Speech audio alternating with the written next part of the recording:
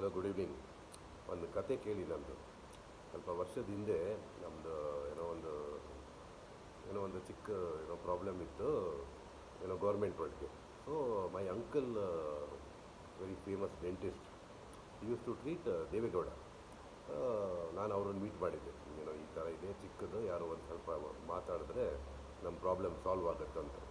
ಅವ್ರು ಹೇಳಿದ್ರು, you do one thing.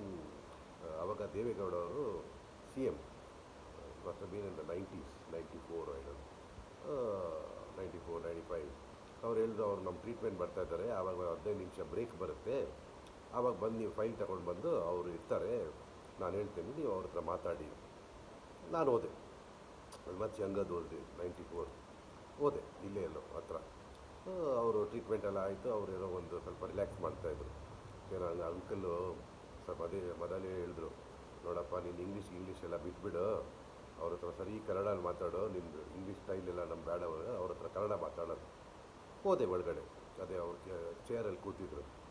ಅದಕ್ಕೆ ಹಿಂಗೀಗ ನಾನು ನೋಡಿ, hello young man, what can I do for you ಅಂದರು.